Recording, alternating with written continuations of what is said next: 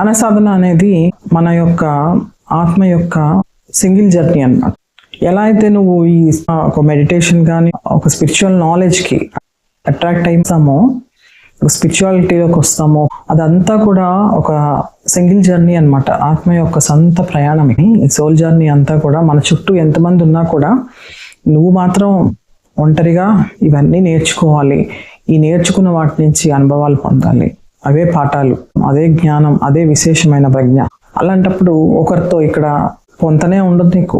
వేరే వాళ్ళకి ఏవో అనుభవాలు వచ్చాయి, వేరే వాళ్ళు ఏదో చదివారు, వాళ్ళకి ఎంత నాలెడ్జ్ ఉంది, ఇంత నాలెడ్జ్ ఉన్నది కాదు. నువ్వు ఎంతవరకు రిసీవ్ చేసుకోగలుగుతావో, నీ ఆత్మ యొక్క శక్తి ఎంత ఉందో అంతే నువ్వు రిసీవ్ చేసుకోగలుగుతావు. మనం ఎన్ని పుస్తకాలు చదివినా, ఎన్ని క్లాసులు విన్నా, ఎన్ని రిట్రీట్లకు వెళ్ళినా కూడా ఇక్కడ లోపల ఉన్న ఆత్మ పదార్థము అంటే ఆత్మ యొక్క శక్తి పెంపొందించుకోనంతసేపు అవి పైన లేయర్స్కే పరిమితమైపోతుంది, బయటికి చెప్పుకోవడానికి మాత్రమే పరిమితమైపోతుంది. మన పర్సెప్షన్ లెవెల్, మనం అవగాహన చేసుకునే విధానము, మన యొక్క లోపల ఉన్న కాన్షియస్ లెవెల్స్ అనేవి మనకి తెలుసు. బయటకి బాహ్యంలోకి చూపించుకోవడానికి కాదు ఇదంతా కావాల్సింది. మీకు తెలుసు మీ యొక్క స్థితి ఏంటి అనేది. నిజంగా ధ్యానంలో కూర్చొని మమ్మల్ని మీరు క్వశ్చన్ చేసుకుంటున్నప్పుడు మనకి తెలుస్తుంది. అంటే ఫిల్టర్స్ అనేది తీసేయండి. ఫిల్టర్స్ అనేది తీసేస్తే అసలైన మీరు ఏంటి అనేది తెలుసుకోవాలి అంటే అది మాత్రమే మీ ఆత్మశక్తి. ఇక్కడ గ్రూపులతో పనిలేదు. ఇక్కడ నీ యొక్క ప్రయాణం అనేది సింగిల్ జర్నీ అన్నమాట.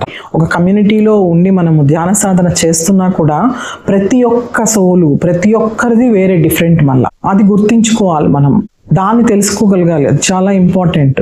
ఇప్పుడు ఒక 10 మంది ఒక ఈవెంట్ చేస్తున్నారు అనుకోండి, మేబీ మీది అది కాకపోవచ్చు.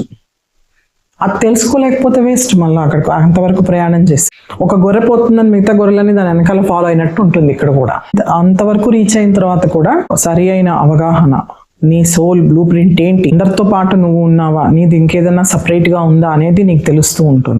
Listen to your inner voice అన్నమాట. ఇవన్నీ కూడా ఎప్పుడు వస్తాయి? ఇన్నర్ వాయిస్ కి శక్తి, లోపల నుంచి వచ్చే ఇన్నర్ డైరెక్షన్ అంటారు. ఆ మార్గనిర్దేశకత్వం అంతా కూడా లోపల మన ఆత్మ నుంచి అందించబడుతూ ఉంటుంది. ఎప్పుడు కూడా మన అంతరంగా నుంచి ఒక మెసేజ్ అందుతూ ఉంటుంది. సో ఇవన్నీ రావాలి అంటే మనము మన సాధన, మన మార్గము అనేది మనకి క్లియర్గా ఉండాలి. Thank you for watching.